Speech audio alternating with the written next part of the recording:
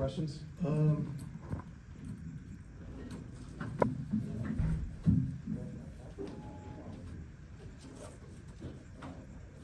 Everybody knows the game of basketball, and two tough teams playing for it. We didn't shoot the ball great. We fought back, did everything except for win the basketball game today. This is more than just a game being with these guys for me. The fact that I get to touch young guys that's gone through some of the same situations that I have as a UK basketball player, and to share stories and moments. These types of experiences last a lifetime.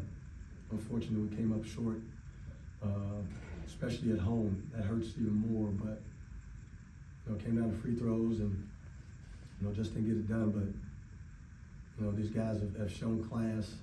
Fighting. This whole deal, as you see, is very emotional. But off the court, these guys have done exactly what we want. They represented us as good as you can do. It's a joy for me to have this opportunity. Just unfortunate, we just came up a little bit short. Any questions? Coach, can you just talk about Big Blue Nation showing up for you guys day in and day out? That's what hurts more than anything. It's not. Yeah, we're playing for $1 million, but to play in front of these fans and to have these fans show up like they do, man, it's a surreal experience, and these guys really appreciate it. And they're in there right now. It's like they lost a game in the NCAA tournament. It hurts them, just like they did when they played. So nothing changes with Kentucky basketball. Nothing changes with Big Blue Nation. If we were playing Jacks and it's us against somebody else and it's a familiar faces, Big Blue Nation is going to show up, unlike any other place in the world. And that's what we're proud of. That's why we are who we are, and that's why Kentucky is who Kentucky is, because of things like this. I'll tell you who's hurting even more. It's TBT. Because they're not going to get another crowd like this. They're not going to get this type of action. They're not going to get this type of coverage. But it was a great experience. Unfortunately, it ended like this.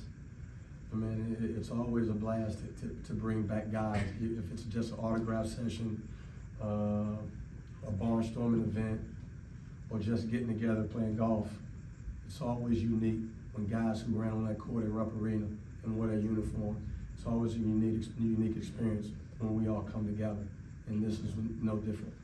Coach, talk us through that fourth quarter run. Obviously, you struggled to shoot the ball, struggled to get things going, but I don't know what happened. Did you change anything? Did the guys just have to click?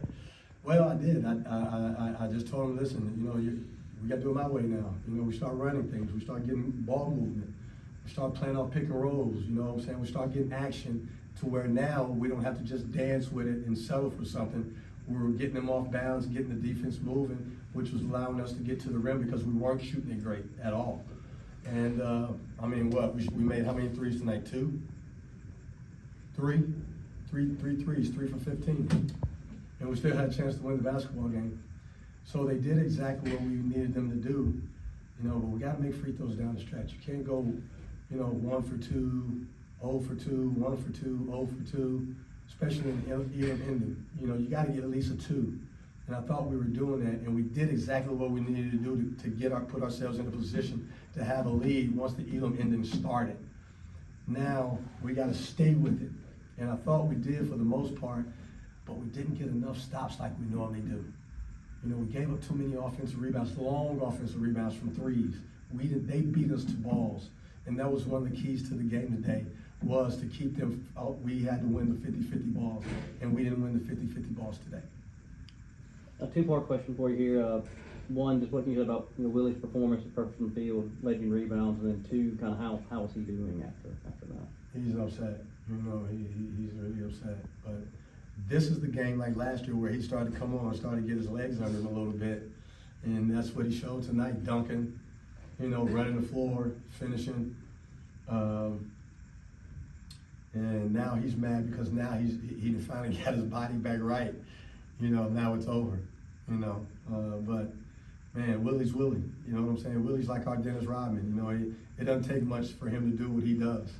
You know what I'm saying? His package is his package, and he stays within who he is. So he doesn't have to do a whole bunch of other things to get ready for a game. And man, I'll tell you what, Cal's a lucky man because me being a college basketball coach, you dream of coaching guys like Willie Cauley-Stein. You just do, because he's that one toy that's under the Christmas tree that you can play with every toy. That little kid, all of a sudden, but it's that one toy that you always come back to. And he is that toy that you always know that can be an X factor in a basketball game. And you saw him getting out there and passing lanes, being Willie Cauley-Stein.